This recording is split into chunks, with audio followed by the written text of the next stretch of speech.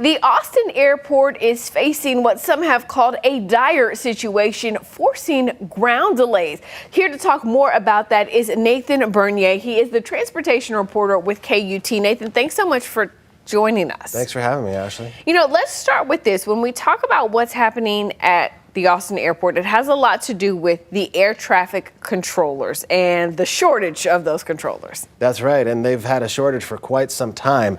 And it's interesting. So right now you're looking at a tower that's supposed to have 60 air traffic controllers. That's according to targets set by the FAA and the union. 60 air traffic controllers, and they have 29 fully certified air traffic controllers. So they have less than half the staff that they're supposed to have. Now, you back it up a bit to last summer. That's when they raised the target to 60. It used to be 42, but they said, you know what? This Austin's airport has been so busy since the pandemic. We've had a huge increase in travel.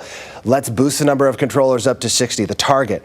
And you know, almost a year later, the number is lower than it was back then. Lower than it was back then. Were they ever at 42? Was it ever fully staffed before they even raised the target to 60? I mean, years ago, it may have been fully staffed. The FOIA, the Freedom of Information Act that I filed with the FAA to get the latest staffing numbers goes back a little over 2 years, and they never were even at that target. Yeah, and we want to point something out really important that you said. In order to find out that the staffing numbers are so low, it took that Freedom of Information Act. Yeah, they don't put that stuff online, even though it's in the public interest. And you filed the request, and it took us 3 months to get the information back. So that's a lot longer than it would take, you know, the city of Austin, which is a much smaller government with much less resources. Yeah.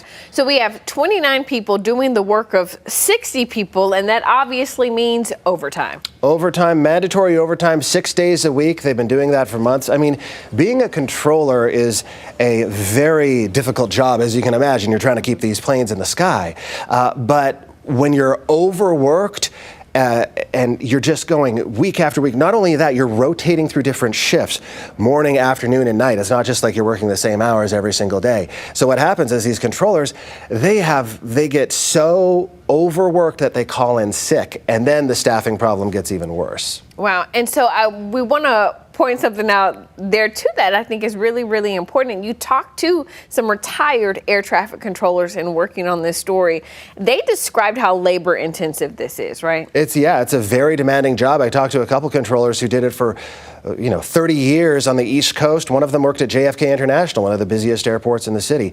And it's 5,000 decisions a day, no mistakes allowed, right. No second chances, as one of them said to me. So, he said, you're driving along the highway and you get tired. What do? You may pull over and take a nap. Well, when you're operating a control tower, you probably don't want to have the guy take his headset off and lay down under the desk. Yeah, fantastic story. Nathan, if folks want to learn more about this story, if they want to hear your story, read your story, tell us where they can find it. KUT.org is the website where all of our stuff is. If you want to look at my stories specifically, I cover, not just the airport, but also Capital Metro and I-35. That's a big one. KUT.org/Nathan. That's where you'll find all my stories. Okay, fantastic. Nathan Bernier with KUT. We thank you so much for joining us this afternoon. Thank you for having me, Ashley. All right.